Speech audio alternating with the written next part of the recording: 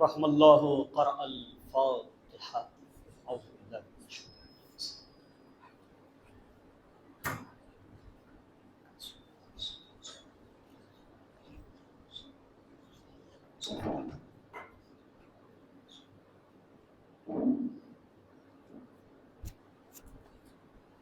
اعوذ باللہ من الشیطان الرجیم. بسم اللہ الرحمن الرحیم. الحمد للہ رب العالمین. الصلاة والسلام علی اشرف الانبیاء والمرسلین ومولانا ومولى الثقلين وجد الحسن والحسين أبي القاسم محمد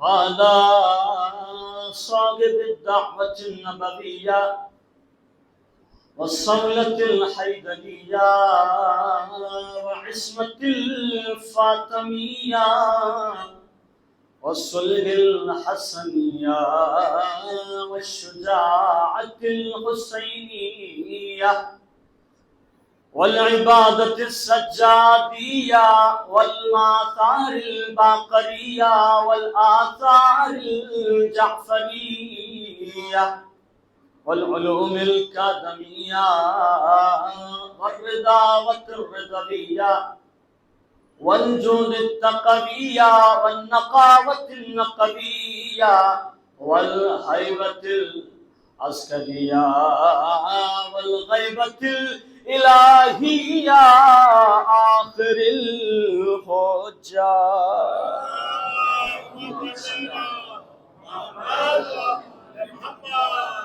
لعنة الله على أعدائهم أجمعين. أما بعد فقد قال الله تعالى وتبارك في القرآن الكريم. بسم الله الرحمن الرحيم. وإذ ابتلى إبراهيم ربه بكلمات فأتمهن قال إني جاعلك للناس إماما قال ومن ذريتي قال لا ينال عهد الظالمين. صلوات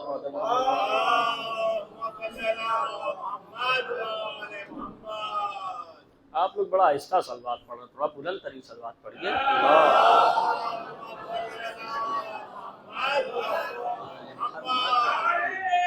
ماشاء اللہ، زندہ باد. یاد مومنین کرام، عزاداران مظلوم کربلا، ماتمداران خانوادہ سیدہ، کل میں نے جہاں سے اپنی بات کا اختتام کیا تھا وہیں سے انشاءاللہ آج آغاز ہوگا. جہاں پہ بات ختم کی تھی وہیں سے آج میں شروع کروں گا. بات کہاں پہ ختم ہوئی تھی؟ بات یہاں پہ ختم ہوئی تھی.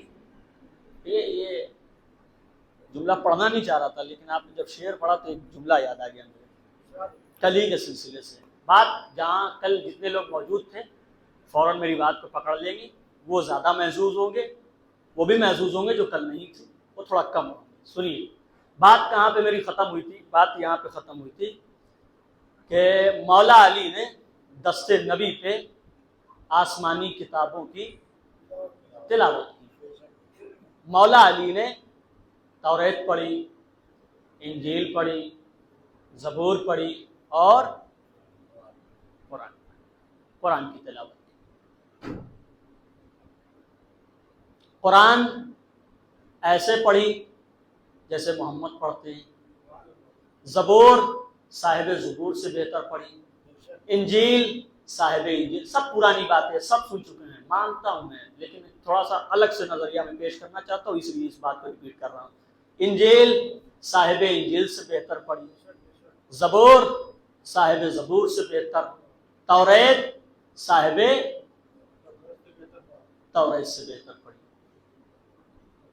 دیکھیے نبی نے، جو میں ابھی ہم نے بتایا، یہ ہم اور آپ نہیں کہہ رہے، تاریخ میں نہیں کہا، بلکہ نبی نے یہ بات کہی۔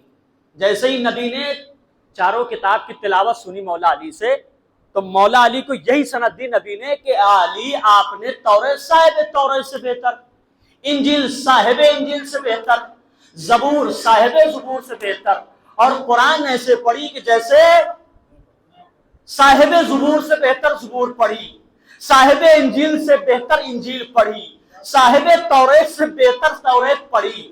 اس کا مطلب یہ بنتا ہے، اس کا نتیجہ یہ نکلتا ہے، جو انسان، جو لوگ کتاب کو اس کے صاحب سے بہتر پڑھ سکتے ہیں، تو اس کا مطلب یہ ہے کہ وہ صاحب سے بھی بہتر ہیں۔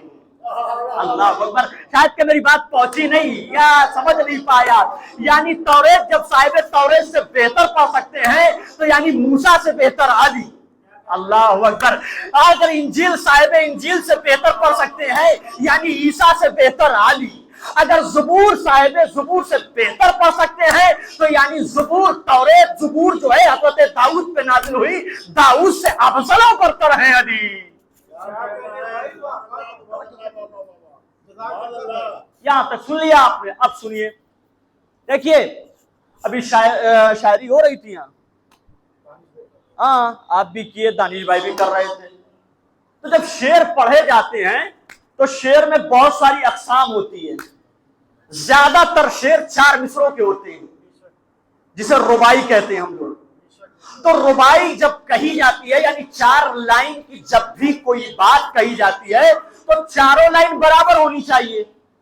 اگر ذرا سا ایک لائن میں اوپر سے نیچے ہوئی،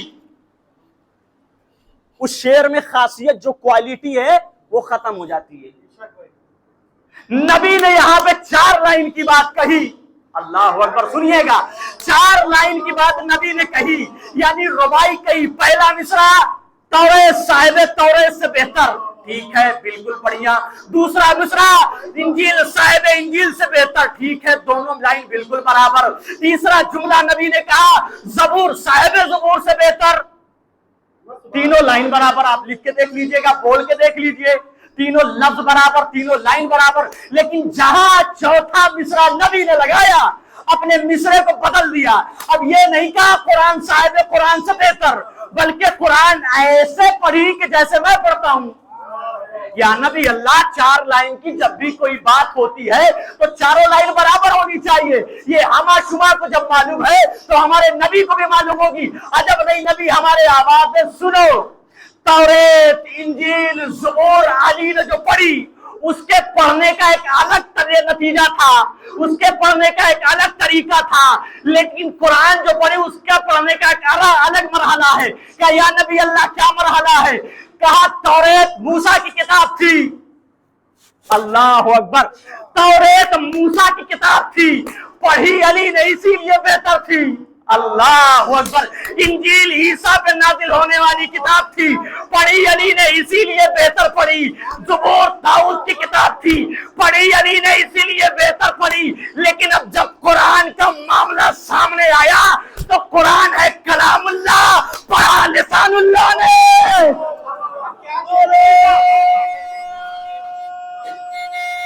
مل کے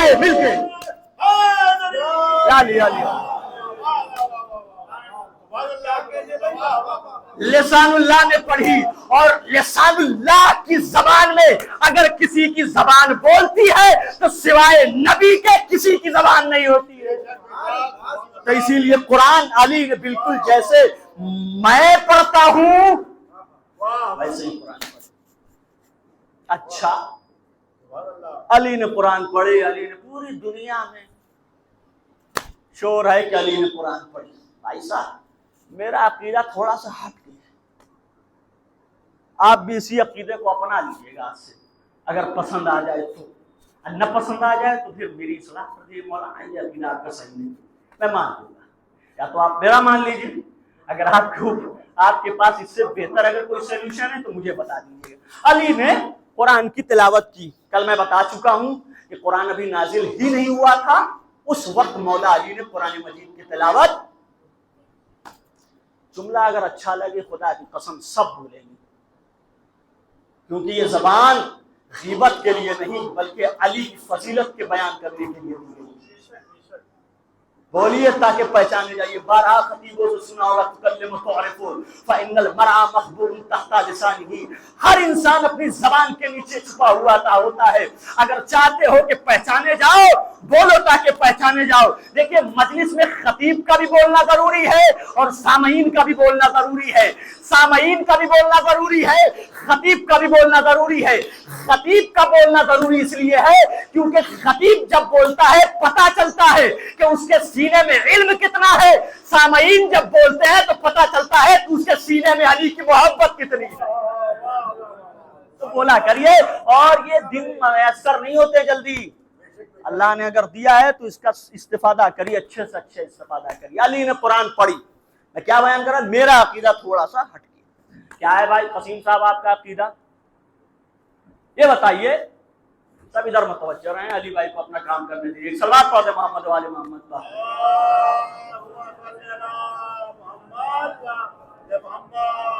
علی دیکھ میں بزرگان سے بالخصوص دعا کا طلبگار ہوں، اگر بات اچھی لگے تو میرے حق میں دعا ضرور کریے گا. علی نے قرآن پڑھی. اچھا نوجوان بیٹھے ہیں ماشاءاللہ، سب پڑھے لکھے سب ایجوکیٹڈ لوگ ہیں، سب جانکار لوگ ہیں. یہ بتائیے کہ امریکہ کی کھوج کس نے کی؟ کس نے کی بھائی؟ کسی کو معلوم ہے امریکہ کی کھوج کس نے کی؟ معلوم سب کو ہو سکتا ہوں نہ بتانا، چلیے میں ہی بتا دے رہا ہوں. امریکہ کی کھوج کولمبس نے کی ہے نا؟ صحیح کہہ رہا ہوں کہ نہیں؟ میں چیٹ جی پی ٹی وغیرہ اگر ہو تو سرچ کر کے دیکھ لیجیے گا. امریکہ کی کھوج کس نے کی؟ کولمبس نے کی. کب کی بھائی صاحب؟ کہا 12 اکتوبر سن 1492 عیسوی کو امریکہ کی کھوج ہوئی. 12 اکتوبر سن 1492 یعنی 92 عیسوی کو امریکہ کی کھوج ہوئی. اس سے پہلے امریکہ کو کوئی جانتا؟ پہلی بار اگر امریکہ کی کسی نے کھوج کی تو 12 اکتوبر سن 1492 عیسوی کو کولمبس نامی ایک شخص نے امریکہ کی کھوج کی. اب میرا سوال یہاں پہ بھائی صاحب، اب پڑھے لکھے ہیں، یہ امریکہ تھا کہاں جو کولمبس نے ڈھونڈ لیا؟ کہاں تھا بھائی امریکہ جو کولمبس نے تلاش کر لیا، کولمبس نے ڈھونڈ لیا؟ تو یہاں سے ایک چھوٹا سا بچہ اٹھے گا کہے گا مولانا صاحب آپ کو اتنی سی بات سمجھ میں نہیں آ رہی ہے، کولمبس نے امریکہ کو نہیں ڈھونڈا بلکہ جسے کولمبس نے ڈھونڈا وہ امریکہ بنا. ہاں ابھی آپ میری بات تک پہنچے نہیں ہے. کہا کولمبس نے امریکہ کو نہیں ڈھونڈا بلکہ جسے کولمبس نے ڈھونڈا اس کا نام امریکہ رکھ دیا گیا، اسے امریکہ کہا گیا.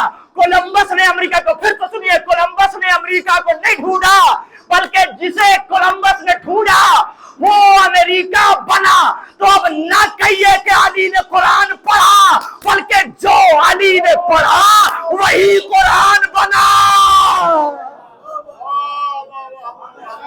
صلوات پڑھے محمد والے محمد پر. ایسے کام نہیں چلے گا جیسے آپ لوگ کام چلا رہے ہیں. یعنی مل کے بھائی مل کے بولیے. بلکہ میں کہتا ہوں علی نے قرآن نہیں پڑھا بلکہ جو علی نے پڑھا وہی قرآن بنا. ایسے ہی نہیں ہے قرآن کی آیت وما ينطق عن الهوى ان هو الا وحی یوحی، یہ کچھ بولتے ہی نہیں جب تک کہ وحی نہ آ جائے. یعنی یہ کچھ کہتے ہی نہیں جب تک کہ قرآن کی آیت نہ آ جائے. تو یہ وہی کہتے ہیں جو قرآن کی آیت کہتی ہے. مولا علی نے قرآن نہیں پڑھا بلکہ جو علی نے پڑھا اللہ نے اسی کو آیت کی شکل اور قرآن کی صورت میں اٹھا دیا. یہ قرآن سنیے، فضائل کی گوشے بات نکلتی چلی جا رہی ہے. میں کہیں اور سے کہیں اور نہ پہنچ جاؤں. علی نے قرآن پڑھا. اچھا قرآن بابرکت ہے. یہ وہ کتاب ہے جس کو اللہ نے پہلے سورے میں دوسرے سورے میں سورہ بقرہ میں ارشاد فرمایا ہے ذالک الف لام میم ذالک الکتاب لا ریب فیہ. یہ وہ کتاب ہے. معرفت قرآن رکھنے والے سنیں, جو قرآن سے محبت کرتے ہیں وہ سنیں. یہ وہ کتاب ہے کہ جس میں کوئی شک و شبہے کی گنجائش. ہدی للمتقین, یہ ہر کسی کی ہدایت نہیں کرتی ہے, بلکہ جو متقی ہوگا اسی کی قرآن ہدایت کرے. قرآن نے پھر اپنی تعریف دوسری آیت میں کی. کہا سنو, ولا رتبیوں ولا یابسین الا فی کتاب مبین. دیکھیں میں آیتیں زیادہ سناؤں گا. قرآن نے اپنی تعریف کی ولا رتبیوں ولا یابسین الا فی کتاب مبین. قرآن نے کہا کہ یہ وہ کتاب ہے کہ جس میں دنیا کی ہر خشک و تر موجود ہے. دنیا کی ہر چیز قرآن کے اندر موجود ہے. اسی قرآن فہمی کا نتیجہ تھا. دنیا میں سب سے پہلے جو مفسر قرآن ابن عباس نے کہا تھا, قرآن فہمی کے نتیجے میں یہ جملہ کہا تھا کہ اگر میرے گھوڑے کی مہار یعنی لگام بھی اگر کھو جائے تو میں اسے کہیں اور تلاش نہ کروں گا بلکہ قرآن سے اسے ڈھونڈ لوں گا. اللہ اکبر. یہ ہلکا جملہ نہیں ہے, یہ قرآن فہمی کا نتیجہ ہے. ابن عباس بتانا یہ چاہ رہے ہیں کہ قرآن نے جو دعویٰ کیا ہے کہ قرآن کے اندر ہر علم, ہر نالج, ہر چیز موجود ہے, تو یہ غلط نہیں ہے بلکہ کما حق کہو بالکل اپنی جگہ پر درست ہے. قرآن نے کیا کہا سنیے, یہاں سے گفتگو قرآن کے اوپر, پھر میں آیت پہ آتا ہوں. قرآن کے اندر ہر خشک و تر یعنی وہ چیز جو زمین پہ ہے وہ بھی قرآن کے اندر ہے, وہ چیز جو پانی میں ہے وہ بھی قرآن کے اندر ہے, وہ چیز جو آسمانوں میں ہے وہ بھی قرآن کے اندر موجود ہے, وہ چیز جو زمین کے اندر دفن ہے وہ بھی قرآن کے اندر موجود ہے. یعنی ہر خشک و تر قرآن کے اندر. ایک صاحب نے اعتراض کیا, کہا مولانا اب یہ کچھ زیادہ ہو گیا, قرآن کا بہت بڑا دعویٰ ہو گیا. کہا کیا مطلب؟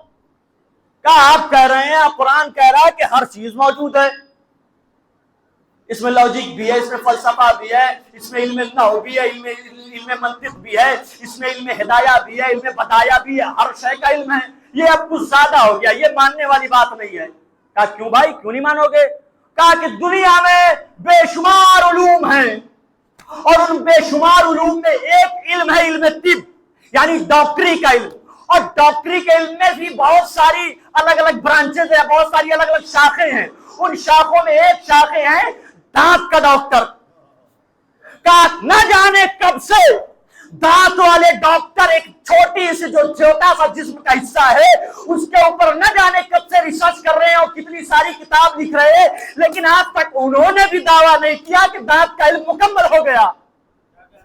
اور قرآن یہ جو 6666 آیتوں کا مجموعہ ہے, جو 30 پاروں کا قرآن ہے, جو 114 سوروں کا قرآن ہے, یہ قرآن کہہ رہا ہے کہ ہر چیز موجود ہے. مجھے یہ بات سمجھ میں نہیں آ رہی ہے. دیکھیے بات تھوڑی سی مقدمے پیش کرتا ہوں, آخری نتیجے میں آپ انشاءاللہ محسوس ہوں گے. قرآن کی یہ بات مجھے سمجھ میں نہیں آ رہی ہے کہ کیسے قرآن کے اندر ہر علم موجود ہے.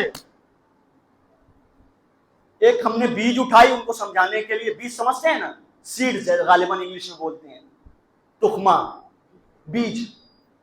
ہم لوگ یہاں بیا بولتے ہیں, ہاں انگلش میں کیا بولتے ہیں بھائی؟ سیڈ. کہا کہ یہ ماننے والی بات نہیں ہے کہ قرآن کے اندر کیسے سارا علم ہے. ہم نے ایک بیج اٹھائی, ان کی ہتھیلی پہ رکھ دی, ہم نے کہا یہ بتاؤ یہ کیا ہے؟ کیا کہتے ہیں؟ بیج. ہم نے ان کے ہاتھ ایک سلوات پڑھتے محمد والے محمد پر, اللہم صلی علی. انہوں نے اعتراض کیا سامنے والے نے کہ مولانا یہ بہت بڑی بات ہو گئی, آپ کہہ رہے ہیں کہ قرآن کے اندر ہر علم موجود ہے, یہ کیسے ہو سکتا ہے؟ हमने समझाने के लिए एक बीज उठाई, एक बिया उठाई, एक सीट उठाई और उनकी हथेली पर रख दी। हमने कहा ये बताइए आपकी हथेली में क्या है? कहने लगे मौलाना आपने बीज रखी है तो बीज है। हमने कहा गौर से देखिए, क्या बीजी है? हमने कहा और गौर से देखिए। फिर तीसरी मरतबा उन्होंने देख के कहा मौलाना बीज रखी है, बीजी है मेरे हथेली पे। हमने कहा नहीं, मुझे इस बीज में एक दरख्त नजर आ रहा है। अल्लाह अकबर, इस बीज में एक दरख्त नजर आ रहा है। हमने कहा और गौर से देखिए। कहने लगे मौलाना आपका दिमाग तो खराब नहीं हो गया, हाथ पे बीज रखी है, औड़ी पौड़ी बात कर रहे हैं, आप कह रहे हैं दरख्त नजर आ रहा है। हमने कहा हमें सिर्फ दरख्त ही नहीं, दरख्त के साथ साथ उसमें टहनियां नजर आ रही हैं, टहनियों के साथ साथ उसमें पत्तियां नजर आ रही हैं, पत्तियों के साथ साथ उसमें छोटी छोटी कलियां नजर आ रही हैं, कलियों के साथ साथ उसमें मुझे छोटे छोटे फल नजर आ रहे हैं। अल्लाह अकबर। नतीजा सुनिएगा, कुरान कैसे समझना है, कुरान के अंदर कैसे सारा इल्म है। कहा मौलाना साहब अब बहुत ज्यादा हो गया, फेंकने की एक हद होती है, आप तो ज्यादा फेंकते। मौलाना साहब ये बीज रखे, आप कह रहे हैं कि दरख्त नजर आ रहा है, टहनियां नजर आ रही हैं, शाखें नजर आ रही हैं, फल नजर आ रहे हैं, फूल नजर आ रहे हैं, पत्तियां नजर आ रही हैं, यहाँ हथेली पे बीज रखी है। हमने कहा तुम भी देखना चाहते हो? कहा इसको बस जमीन के हवाले कर दो। अल्लाह अकबर। कहा जमीन के हवाले कर दो, देखना तुम्हें भी कुछ दिन के बाद उसमें दरख्त नजर आने लगेगा, टहनियां दिखाई देने लगेंगी, शाखें नजर आने लगेगी, पत्तियां दिखाई देने लगेंगी, फल और फूल दिखाई देने लगे। कहने लगे हाँ मौलाना साहब ऐसे तो मैं देख सकता हूं। मैंने कहा बस जो फलसफा बीज का है, अल्लाह अकबर, वही फलसफा कुरान मजीद का है। जो फलसफा बीज का, आखिरी फर्क तक तवज्जो का तलबगार हूं, का जो फलसफा बीज का है वही फलसफा कुरान का है। का बीज के फलसफे को समझना है तो इसको मिट्टी यानी तुराब के हवाले करना पड़ेगा। कुरान में सारा इल्म देखना है तो इसे अबू तुराब के हवाले।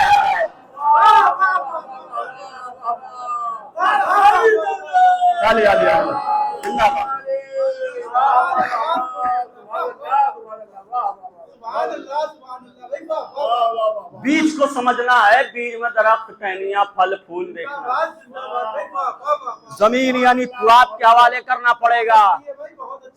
अगर आपको कुरान में हर नॉलेज देखनी है, अव्वल ताखिर हर इल्म देखना है तो अबू तुराब के हवाले कर दीजिए।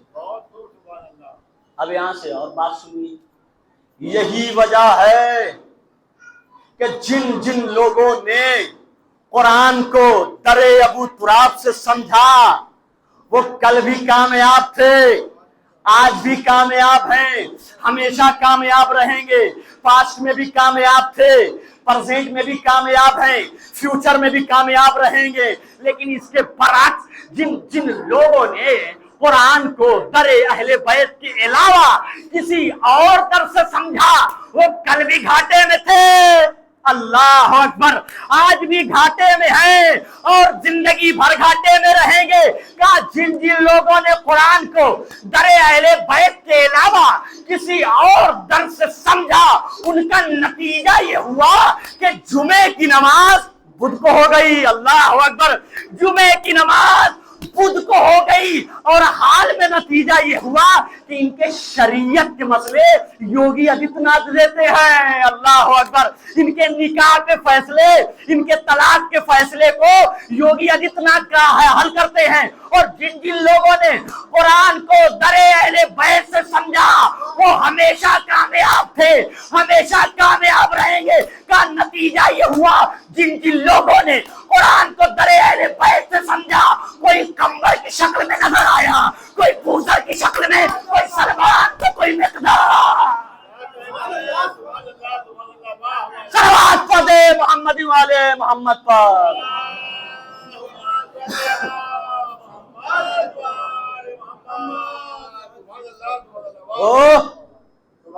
कुरान को अगर अहले बैत के दर से समझिएगा तो कभी नहीं भटकिएगा। قرآن کو در اہل بیت کے علاوہ اگر سمجھیے گا تو جمعہ ہوتا ہے جمعے کو ہو جائے گا بدھ کو، صبح کی نماز ہے 2 رکعت ہو جائے گی 4، اور پھر کہا جائے گا کم ہے کیا، کو دو اور پڑھا.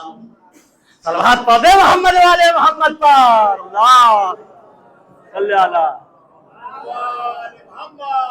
یہ تاریخ ہے، تاریخ اپنی طرف سے میں نہیں بیان کر رہا ہوں. آج تک سنا ہے کسی شیعہ کا مسئلہ، شیعہ شریعت کا مسئلہ کسی کافر نے حل کیا ہو؟ یا یہ سوشل میڈیا آپ لوگ چلانے والے، استعمال کرنے والے، آپ کو بھرا پڑا ہوگا سوشل میڈیا. کچھ سال پہلے ہی کی بات ہے کہ یوگی جی نے طلاق کے اوپر فیصلہ دیا تھا، ڈوب مر جانا چاہیے کہ بات شریعت کی ہے، کافر سے ہم حکم صادر کروائیں. تو یہ نتیجہ ہے اہل بیت یعنی ابو تراب یعنی علی ابن ابی طالب کے علاوہ کسی اور درس قرآن لینے کا. میں آگے اپنی منزل پہ. وَإِذِ ابْتَلَىٰ إِبْرَاهِيمَ رَبُّهُ بِكَلِمَاتٍ فَأَتَمَّهُنَّ. کل ترجمہ پیش کیا تھا ہم نے. اللہ نے ارشاد فرمایا کہ ہم نے حضرت ابراہیم کا کلمات کے ذریعے سے ایگزام لیا، امتحان لیا، اور جب اس امتحان میں حضرت ابراہیم کامیاب ہو گئے تب انہیں ہم نے لوگوں کا للناسی امام، لوگوں کا کیا بنا دیا؟ امام بنا دیا. تو اصل میں بات یہ تھی کہ عہدہ امامت اتنا بڑا عہدہ تھا کہ ابراہیم کے دل میں چاہت پیدا ہوئی. اللہ سے کہنے لگے قالا ومن ذریتی، پروردگار کیا امامت میری ذریت میں رہے گی؟ کیا امامت میری نسل میں رہے گی؟ تو اللہ نے ارشاد فرمایا بالکل رہے گی. قالا لا ینال عہد الظالمین، لیکن ہرگز ہرگز یہ منصب امامت جو ہے ظالمین کو نہیں ملے گا. یعنی پتہ یہ چلا امام کبھی بھی ظالم نہیں ہوتا. اگر اس کے اوپر گفتگو کی جائے تو بات بالکل الگ چل جائے گی. اس کو بھی کیونکہ مجھے سلسلے وار سے چلنا ہے، پھر 10 دن تک پڑھنا ہے، سسٹم خراب ہو جائے گا اپنا. پڑھوں گا، سب پہ پڑھوں گا انشاءاللہ. تو کیا فرمایا؟ کس چیز سے امتحان ہوا جی ابراہیم کا؟ بکلمات، کہے سے؟ کلمات کے ذریعے سے. اب مفسروں نے الگ الگ اپنی تفسیر کی ہے. کسی نے کہا ابراہیم کے 3 امتحان ہوئے اور جب اس امتحان میں کامیاب ہو گئے تب حضرت ابراہیم کو امام بنایا گیا. اس امتحان میں پہلا امتحان جان کا تھا، دوسرا امتحان ابراہیم کا مال کا تھا، اور تیسرا امتحان ابراہیم کا اولاد کا تھا. جان کا امتحان یوں دیا ابراہیم نے کہ فرعون اور نمرود کی لگائی ہوئی آگ جو ہے اس کے اندر چلے گئے، اور مال کا امتحان یوں دیا کہ جتنا غلہ تھا سب راہ خدا میں خرچ کر چکے تھے. اور اولاد کا امتحان تو ابراہیم نے کیسے دیا؟ آپ کو معلوم ہے کہ حضرت اسماعیل علیہ السلام کے ذریعے سے. لیکن میں زیادہ ڈیپلی جاؤں گا ہی، بات اوپر اوپر کی رہے گی لیکن سمجھ بالکل اندر والی رہے گی. کیا فرمایا اللہ نے کہ ابراہیم کا امتحان ہوا کلمات کے ذریعے سے. پھر سے بولیے، کاہے سے؟ کس چیز سے؟ ارے بولیے، شرمائیے نہیں، شرمایا نہ کریے علی کے فضائل میں بولنے سے. کس چیز سے؟ کلمات کے ذریعے سے. بولنا سب کا ضروری ہے. ہم جب تک بولیں گے نہیں تب تک پہچانے نہیں جائیں گے. اگر دار پہ میسم خاموش ہو جاتے تو آج تک کوئی جان نہ پاتا. میسم نے بول کے بتایا کہ مجھے پہچانو، میں علی کا محب ہوں. بولنا ضروری ہے. یعنی کس چیز سے ابراہیم کا امتحان ہوا؟ کلمات کے. سب کو بات سمجھ میں آنی چاہیے. میرے چھوٹے کمسن ہمسن بھائی بیٹھے، ان کو بھی سمجھ میں آنی چاہیے. کس چیز سے ہوا بھیا؟ کلمات کے ذریعے سے. اچھا، اور جب اس امتحان میں، یہی امپورٹنٹ ہے، جب اس امتحان میں کامیاب ہو گئے تب انہیں لوگوں کا امام بنایا گیا. یہ کلمات کیا ہے بھائی؟ چلیے اسی کو دیکھتے ہیں، کیونکہ اسی کے ذریعے سے امتحان ہوا. سب سے پہلے ہم کلمات کے حرف کو دیکھتے ہیں کہ اس کلمات میں کتنے حرف ہیں۔ کاف ایک حرف، لام دو حرف، میم تین حرف، الف چار حرف، تے اللہ اکبر، یعنی ابراہیم کا امتحان ہوا۔ اب بھی کہنا پڑے گا کہ بولیے، کچھ تو سمجھیے، ابراہیم کا امتحان ہوا، اور یہ اتنا اہم امتحان ہے کہ اسی امتحان کے ذریعے سے امام بنایا جا رہا ہے، لوگوں کا امام مقرر کیا جا رہا ہے۔ کہے سے امتحان ہوا، کلمات کے ذریعے سے۔ کلمات میں کتنے حروف ہیں؟ 5۔ کتنے حروف ہیں؟ یعنی پتہ یہ چلا کہ حضرت ابراہیم کا امتحان ہوا 5 حرفوں کے ذریعے سے۔ جب اس 5 حرفوں کے ذریعے سے ابراہیم کامیاب ہوئے تب امام بنایا گیا۔ اچھا، بات یہاں تک پہنچ گئی؟ اب سنیے، 5 حرف ہیں کلمات میں۔ آپ لوگوں نے جتنے بزرگان ہیں یہاں، ان لوگوں نے ضرور سنا ہوگا۔ ایک مترجم گزرے ہیں ہندوستان کے، بہت بڑے مترجم، جنہوں نے قرآن کا ٹرانسلیشن کیا، نام ہے مقبول حسین صاحب، مولانا مقبول حسین۔ ابھی بھی کسی نہ کسی گھر میں ان کا ٹرانسلیشن، ان کا ترجمہ کیا ہوا قرآن رکھا ہوگا۔ کیا نام ہے؟ مقبول حسین صاحب۔ وہ پہلے اہل تسنن تھے، یعنی سنی تھے، بعد میں انہیں معرفت اہل بیت ہوئی اور ہو گئے شیعہ، اور جب شیعہ ہوئے تو انہوں نے قرآن کا ترجمہ کیا، قرآن کا ترجمہ کیا۔ انہوں نے جب قرآن کا ترجمہ کیا تو قرآن کے ترجمے سے پہلے انہوں نے ایک فہرست تیار کی۔ ابھی بھی پرانے جتنے قرآن ہوں اس میں دیکھ لیجیے گا، کوئی مقبول حسین کا کتاب قرآن کا ٹرانسلیشن ملے، پاکستان سے بھی چھپا ہے اور ہندوستان سے بھی کئی مرتبہ چھپا ہے، اس میں جب آپ دیکھیے گا تو قرآن اسٹارٹ ہونے سے پہلے انہوں نے ایک فہرست لکھی ہے۔ اس فہرست میں مولانا مقبول حسین صاحب نے عربی کے جو الفابیٹس ہیں، یعنی الف ب ت س ج ح خ، ان کے بارے میں گفتگو کی ہے، اور انہوں نے اس گفتگو میں لکھا یہ ہے کہ قرآن مجید میں جو عربی کے الفابیٹس ہیں، جو الف با تا سا ہے، ان میں کچھ حروف مؤنث کے ہیں اور کچھ حروف مذکر کے ہیں۔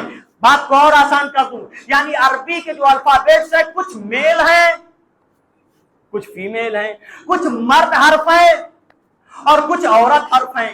اور انہوں نے لکھا کہ اب چلیے، اب کلمات کو ان کے کہے ہوئے ان کے اوپر ہم لوگ آزماتے ہیں۔ انہوں نے لکھا کہ کلمات میں جو پہلا حرف ہے کاف، عربی کے زاویے سے اگر دیکھیں گے تو یہ کاف جو ہے یہ مذکر کا حرف ہے۔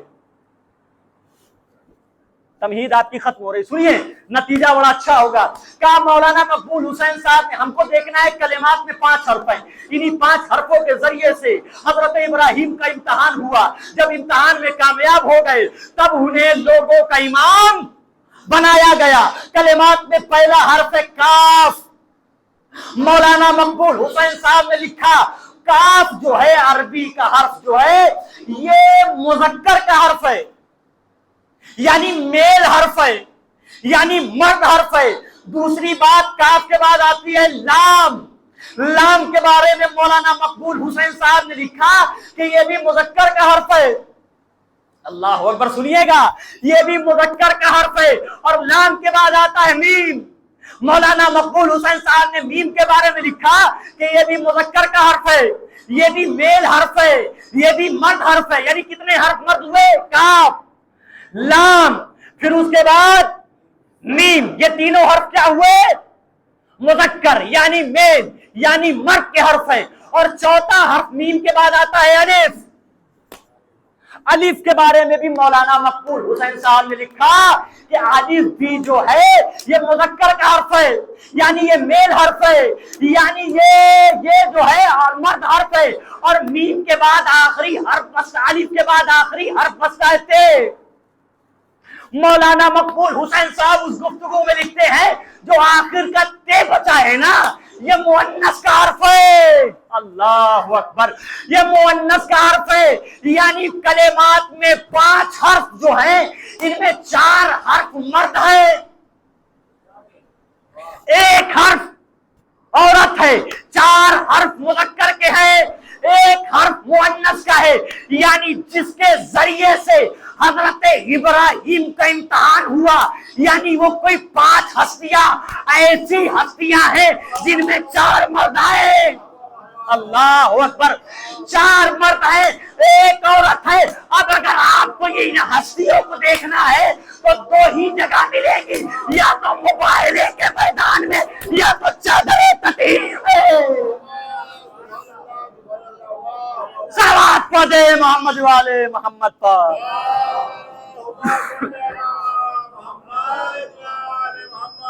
یعنی ابراہیم کا جو امتحان ہوا پنجتن پاک کے ذریعے سے ہوا، جب پنجتن پاک کے ذریعے سے امتحان ہوا اور جب اس امتحان میں کامیاب ہو گئے تب لوگوں کا امام بنایا گیا، تب لوگوں کا امام بنایا گیا، تب لوگوں کا امام، یعنی پتہ یہ چلا جب ابراہیم جیسا نبی بھی بغیر 5 کے سہارے کے امام نہیں بن سکتا تو تم بغیر 5 کے سہارے کے خلیفہ۔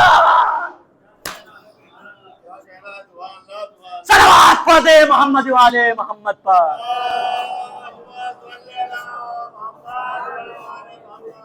5 کے ذریعے سے ابراہیم کو امامت نہیں ملتی تو کس نے کہہ دیا کہ تم 5 کو چھوڑ کے خلافت لے لو؟ تم مانگتے، ان کے در سے کچھ بھی مانگتے مل جاتا، تم نے غصب کر لی اور ان کو چھوڑ کے رکھ دی، لہذا تمہیں خلافت نہیں مل سکتی، اس لیے کیونکہ تم نے 5 کا دروازہ چھوڑ کے خلافت کو اختیار کیا۔ یعنی ابراہیم امام بنے کس کے صدقے میں؟ کن ناموں کے صدقے میں؟ پنجتن پاک کے صدقے۔ بات یہاں تک پہنچ گئی، ایک بات اب بہت ہی امپورٹنٹ بات پیش کر کے مسائل آج کی مجلس تمام۔ امام کا ماننا بضروری، نبی نے فرمایا من مات ولم یعرف امام زمانہ مات میتۃ، جو انسان اپنے وقت کے امام کو پہچانے بغیر مر جائے اس کی موت جاہلیت کی موت ہوتی۔ اب جاہلیہ ہما شما والا جاہل نہیں، ایک اس کی الگ تشریح، کون سی جاہلیت؟ تو لہذا پتہ یہ چلا امام کا ماننا بس ضروری ہے، بغیر امام کے قیامت کے دن اللہ کسی کو بلائے گا تو اس کے ابا اماں کے ساتھ نہیں بلائے گا، بلکہ لوگوں کو ان کے امام کے ساتھ بلائے گا۔ نہایت ہی توجہ سے سنیے گا آخری بات۔ چلیے ہم امام کو پہچانتے ہیں کہ امام ہوتا کون۔ آج ایک معنی بتاؤں گا، پھر انشاءاللہ سلسلہ وار بتاتا ہوں۔ امام کا معنی سب سے پہلے ہم چلتے ہیں ڈکشنری سے پوچھتے ہیں کہ ڈکشنری نے امام کے معنی کیا بتائیں۔ ڈکشنری لغت سے پوچھا گیا کہ لغت یہ بتاؤ امام کسے مانا جائے، امام کون ہوتا ہے؟ تو ڈکشنری اور لغت نے بتایا کہ امام وہ ہوتا ہے جس کی اطاعت کی جائے وہ امام ہوتا ہے۔ کیا بتایا ڈکشنری نے؟ جس کی اطاعت کی جائے وہ امام ہوتا ہے۔ کون امام ہوتا ہے؟ جس کی اطاعت کی جائے وہ امام ہوتا ہے۔ چلیے لغت نے بتا دیا، اب چلیے بارگاہ قرآن میں۔ قرآن تو بھی تو کچھ بتا دے کہ امام کسے مانے ہم۔ قرآن نے بتایا وَلَا تُطِعِ الْكَافِرِينَ وَالْمُنَافِقِينَ۔ لغت نے بتایا تھا کہ جس کی اطاعت کی جائے، جس کی پیروی کی جائے، جس کے پیچھے چلا جائے وہ امام ہوتا ہے۔ اور قرآن نے کیا بتایا؟ وَلَا تُطِعِ الْكَافِرِينَ وَالْمُنَافِقِينَ۔ اطاعت نہ ہی کافروں کو ہوگی اور نہ ہی منافقوں کی ہوگی. یعنی قرآن اور لغت نے مل کے بتایا. قرآن پہلے لغت نے بتایا کہ جس کی اطاعت کی جائے وہ امام ہوتا ہے. قرآن نے کیا بتایا کہ وَلَا تُطِعِ الْكَافِرِينَ وَالْمُنَافِقِينَ، اطاعت نہ ہی کافروں کی ہوگی اور نہ ہی کافر. تو سب کو پتا ہے کہ کافر کسے کہتے ہیں؟ جو اللہ کی توحید کو نہ مانے، جو نبی کی نبوت کو نہ مانے، وہ کافر ہیں. منافق کسے کہتے ہیں؟ کیونکہ قرآن نے کہا ہے کہ اس کی پیروی نہیں کرنی.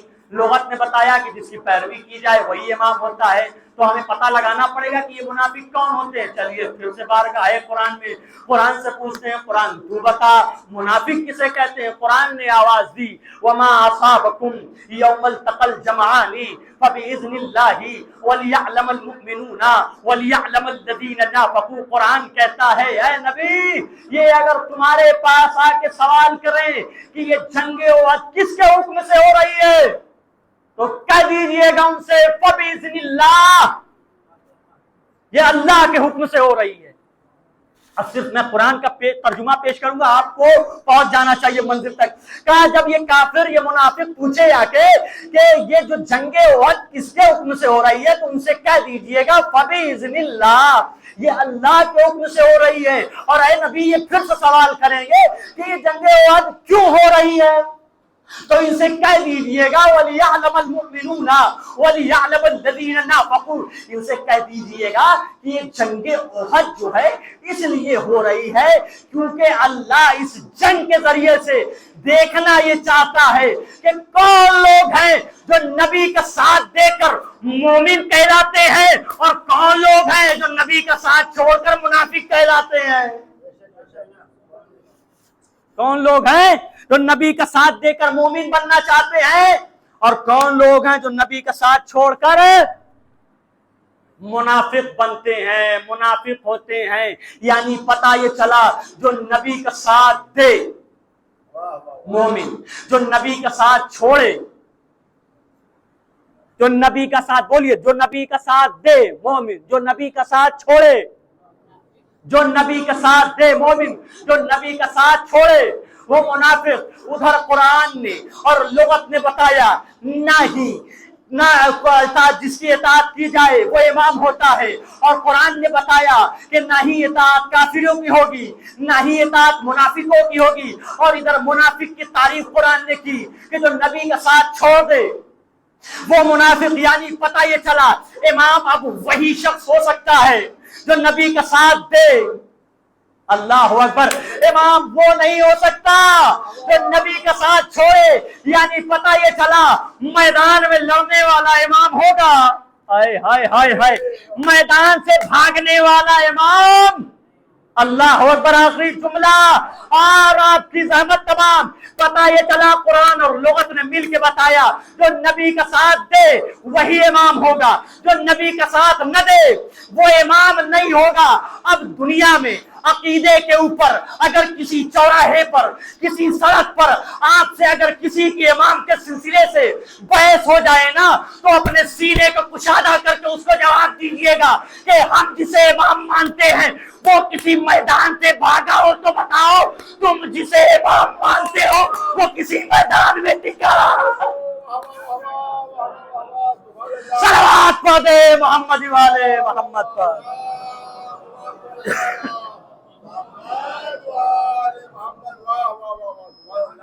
ہم جسے امام مانتے ہیں کسی میدان سے بھاگا ہو تو بتاؤ، تم جسے امام مانتے ہو وہ کسی میدان میں ٹکا ہو. بھاگنے والا امام نہیں ہو سکتا، میدان میں لڑنے والا امام. اور جو برحق امام ہوتا ہے وہ کبھی بھی میدان نہیں چھوڑتا. خدا کی قسم کبھی بھی میدان نہیں چھوڑتا، چاہے وہ جیت رہا ہو یا ظاہری طور پہ ہار رہا ہو. اللہ وہ کبھی بھی میدان نہیں چھوڑتا. اور جو ظاہری امام ہوتا ہے وہ شریعت پہ اگر کوئی حرف آ جاتا ہے تو اسے فکر نہیں ہوتی، لیکن جو من جانب اللہ ہوتا ہے، جو اللہ کی طرف سے امام ہوتا ہے، اگر شریعت پہ کوئی آنچ آ جاتی ہے تو وہ فوراً آگے بڑھ کے اس کی حفاظت کرتا ہے. یزید نے کہا تھا نہ کوئی محمد آئے، نہ کوئی نبی آیا، نہ ہی کوئی اسلام آیا، نہ ہی کوئی قرآن آئی۔ کون تھے دعوے کرنے والے؟ تو امام بننے والے بہت سے لوگ تھے۔ کس نے یزید کو منع کیا؟ نہ ایسا نہ کہو، کیونکہ یہ سب دنیاوی امام تھے، لیکن جو اللہ کی طرف سے امام تھے وہ آگے بڑھے، کہا نہیں یزید ہم تیری اس بات کو قبول نہیں کریں گے، ہم تیری اس بات کو کبھی بھی ماننے والے نہیں ہیں۔ کیوں؟ کیونکہ ہمیں فکر ہے قرآن کی، ہمیں قرآن کو بچانا ہے، ہمیں نماز کو بچانا ہے، ہمیں دین کو بچانا ہے، ہمیں نبیوں کی محنت کو بچانا ہے۔ ہاں باب ازاں آج اسی ایمان کے غم میں ہم لوگ شریک ہوئے۔ مولا کے چاہنے والوں، اللہ آپ کو سلامت رکھے، مولا آپ کو طول عمر عطا کرے، آپ کی پریشانیوں کو دور فرمائے۔ آپ سے بڑی محبت ہے حسین کو، بہت نصیحت کی آقا حسین کو آپ سے۔ آپ نے سنا ہوگا، بارہا خطیب حضرات نے پڑھا ہوگا آپ کے سامنے کہ وہ وقت جس وقت انسان کو کچھ نہیں یاد ہوتا ہے، جب بھی انسان پہ کوئی مصیبت آتی ہے تو انسان ہر کسی کو بھول جاتا ہے، لیکن آقا حسین نے اس وقت بھی اگر کسی کو یاد کیا ہے تو ہمیں اور آپ کو یاد اللہ سنیں گے اللہ۔ روایت میں ملتا ہے کہ 6 ماہ کا اصغر باپ کے ہاتھوں پہ شہید ہو گیا۔ ایسے عالم میں کسی کو کچھ یاد رہے گا؟ روایت میں نے پڑھا ہے عزاداروں کہ ایسے عالم میں اصغر کا لاشا اپنے ہاتھوں پہ اٹھائے ہوئے آقا حسین آواز دیتے ہیں، میرے شیعوں گواہ رہنا، میں نے اصغر کے لیے ظالموں سے پانی مانگا تھا، ظالموں نے پانی تو نہیں دیا، گلوئے اصغر پہ تیر۔ اللہ اکبر۔ حسین کسی کو بھی مخاطب کر سکتے تھے، کسی نبی کو، کسی اولیاء کو نہیں، اگر کسی کو گواہ بنایا ہے تو آپ کو بنایا۔ حاضرانو، یہ موقع حسین نے آپ کو یاد کیا۔ ایک اور موقع یاد دلاتا ہوں، 2 روایتیں، لیکن دونوں روایت دونوں الگ الگ طریقے سے وارد ہوئی ہیں۔ ایک روایت یہ بتائی جاتی ہے جب حسین آخری رخصت کے لیے خیمے میں سید سجاد سے ملنے کے لیے آئے، اور ایک روایت یہ بتاتی ہے کہ سکینہ نے یہ روایت کی ہے، جناب سکینہ بتاتی ہیں کہ جب میرا پاپا مارا گیا، شام غریبہ کی رات آئی نا، تو میں اپنے پاپا کو ڈھونڈتی ہوئی مقتل کی طرف نکلی تھی، آواز دے رہی تھی اینا اینا بھی ہے میرے پاپا کہاں ہو؟ تو ایک لاش، ایسی لاش جس کے اوپر سر نہ تھے، اس لاش سے آواز آئی، میں قریب گئی تو میری بابا کے ارے کٹے ہوئے سر سے تازہ خون جاری تھا، اور اس رگ سے ایک آواز آ رہی تھی۔ جناب سکینہ کہتی ہے اب جو میں نے کان لگا کے سنا تو وہ رگ یہی کہہ رہی تھی، اے میرے شیعوں جب بھی ٹھنڈا پانی پینا، ارے تیری پیاس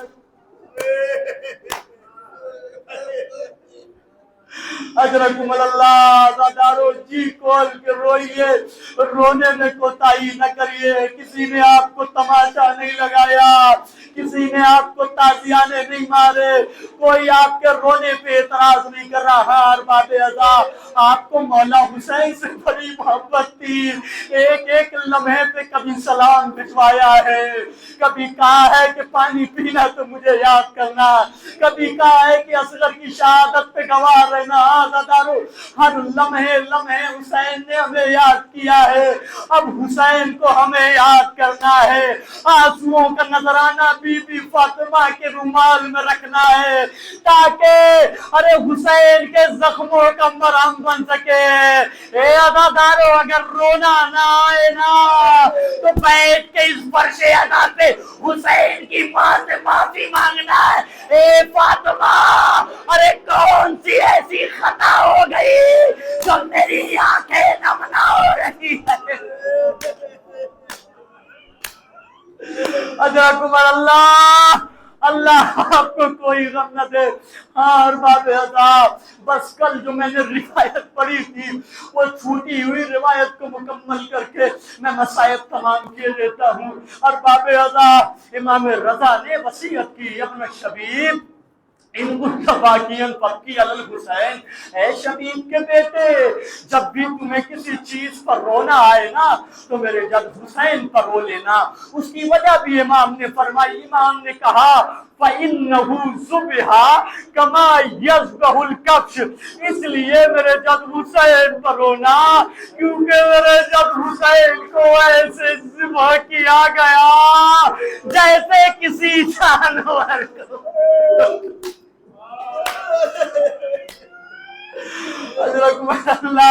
اللہ آپ کو کوئی غم نہ دے. اور باب عذاب، امام نے تشبیہ مثال کس سے دی؟ آقا حسین کے ذبح ہونے کو جانور سے دی. آپ جائیے نہ جانے آقا امام کی تشبیہ، ذبح ہونے کی تشبیہ امام رضا سے جانور سے، امام رضا نے جانور سے کیوں دی؟ ہم نے دیکھا یہ ہے کہ جب بھی کوئی جانور ذبح کیا جاتا ہے تو اسے پانی پلایا جاتا ہے، لیکن ہائے رے کربلا، ہائے رے آقا حسین جسے ذبح پیاسا. اب مجھے نہیں معلوم امام نے کیوں تشبیہ دی جانور سے ذبح ہونے کی. ہم نے یہ دیکھا ہے کہ شریعت نے بتایا ہے کہ جب بھی کوئی جانور ذبح کرو تو چھری جو چاقو ہے جس سے ذبح کر رہے ہو وہ تیز ہونا چاہیے تاکہ ذبح کرتے وقت جانور کو تکلیف نہ ہو. ہائے رے آقا حسین، ارے شبر کا کند خنجر، ارے 12 ضربوں نے حسین کا گلا، کبھی بابا کو پکارا، کبھی اماں کو آخری ضرب پہ پکارا، آئے ابا.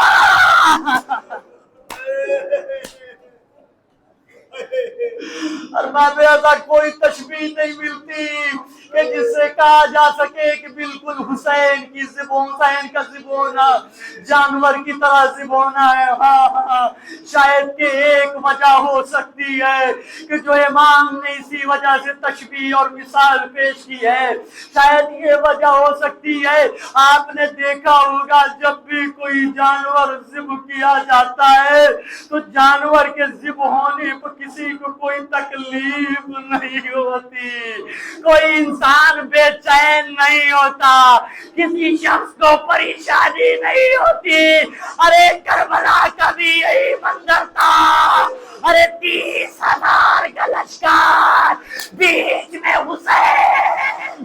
ارے کسی کو حسین کے ذبح سے پریشانی نہ تھی، بلکہ کوئی ڈھول بجا رہا تھا تو کوئی تالیاں، بس ایک بہن جو 70 قدم کی دوری سے چیخ چیخ کے کہہ رہی تھی، اے شیم میرے بھائی کو چھوڑ دے، میرے بھیا کی کیا خطا ہے.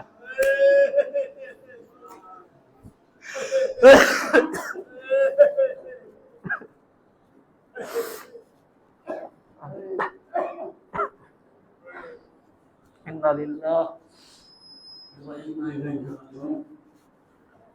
ماتم حسین علیہ السلام.